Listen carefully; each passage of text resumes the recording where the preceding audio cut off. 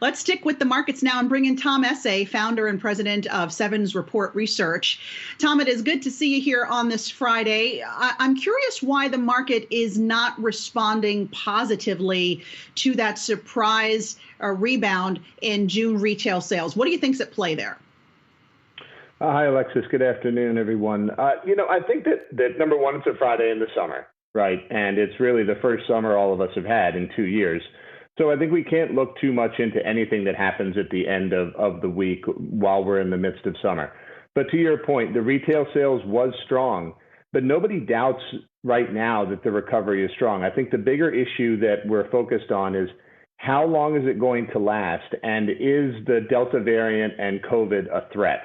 And I think that remains unresolved. Throw on top of it, the Fed is transitioning towards tapering of QE. And the market needs better news than just retail sales to extend this rally broadly. Sure, tech can hang in there. The FANGs can do fine. But for the rest of the market to catch up and really extend the rally, we need better news. And what might that better news look like? I mean, we are in the middle of earnings season now. Could some really stronger than expected reports and positive outlooks from some of the nation's biggest companies be the catalyst to sort of be the next leg up for this market? Yeah, I think that earnings can help. There is some nervousness that we have essentially achieved peak earnings growth, and that going forward we might see that earnings growth slow. So if the results prove that's false, that's great.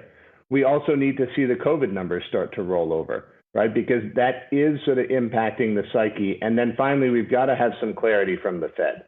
We believe that the Fed will announce tapering in August and begin tapering in December. But until we kind of get that, I think that the market to a point is going to be a bit paralyzed. There are just a lot of unknowns. That it doesn't mean they're going to turn out negative, right? In fact, we remain positive on stocks. But the market's going to have to digest this. We're in a bit of a transition. So where are you putting money to work right now? And are you part of that broader move out of big tech and growth and into cyclicals? Is that still a trend that's happening for you? Yes, we are sticking with the cyclicals and the value preference, right? Acknowledging that it has lagged over the past 6 to 8 weeks as FANG and tech has resumed leadership. But here's the thing. If I'm going big into FANG and I'm going big into supercap tech, then I've got to believe that number one, the recovery isn't going to be strong, right? That number two, the Fed could get hawkish enough that it ends up choking the recovery relatively soon. Or number three, that COVID is going to reassert itself. We're going to get stuck back in our houses. I don't believe any of those things are going to happen. So that's why over the medium and longer term, we continue to prefer cyclicals and value because we think the recovery can last long. It can be stronger than people think. Inflation can run above trend for a couple of quarters, and that will benefit cyclicals and value. All right, I heard you talk inflation. It's been a big focal point for the Fed Chief Jay Powell, who went before lawmakers this week. Are you implementing any inflation hedges right now in your portfolio, even if inflation is indeed going to be temporary? Yes, we are, in so much as we like cyclicals and value, and then also commodities, right? Which, with apologies to everybody who loves gold, the truth of the matter and the statistics show that actually equities are a better inflation hedge than gold is.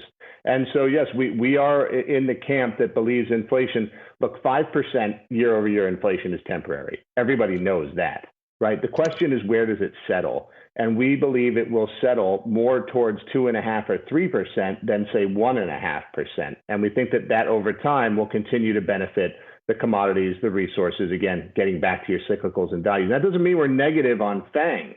It just means that we think that space, the cyclicals and value, can outperform. All right. So interesting take. You're saying that equities are a better hedge than commodities right now, Tom. So where in equities are you looking to gain that edge and hedge inflation? Well, better inflation hedge than gold specifically. Commodities have been trading well, oil especially, right? Although that's starting to run into some supply headwinds. But we think that with inflation, yields continue to rise. The 10-year yield has been stubbornly low this year. We think that will probably continue for another month or two until we get some more Fed clarity. But we like the financials. We like the banks. The earnings season was fine. It wasn't blowout, but it was fine. We also like industrials and consumer discretionary because they have pricing power. And as we saw from the retail sales report, people want to spend. People have money. They want to go out and spend. They may be spending on different things than they have in the last year, but they want to spend. And something they're spending big on right now is travel, right? And we brought up a graphic of the big cruise lines, which are actually coming under pressure today, even though they got some good news coming out of Canada about being able to sail there soon. But are you looking at opportunities within the travel industry? I'm talking the airlines, the hotels, and the cruise lines. Is there some room there for these stocks to run, and do they look ripe right now? Yeah, I think that there is more upside. If our thesis is correct, there is more upside in the airlines. There is more upside in the hotels.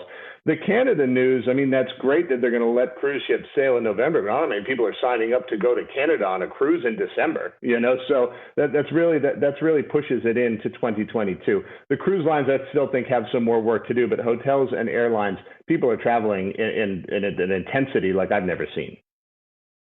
And I just want to get your thoughts quick on the bond market right now and where you might think the yield on the 10-year may wind up this year. We spoke to a guest earlier this week talking about seeing the yield at 2.25% when it's sort of hanging around 1.3, 1.4% right now. What's your take?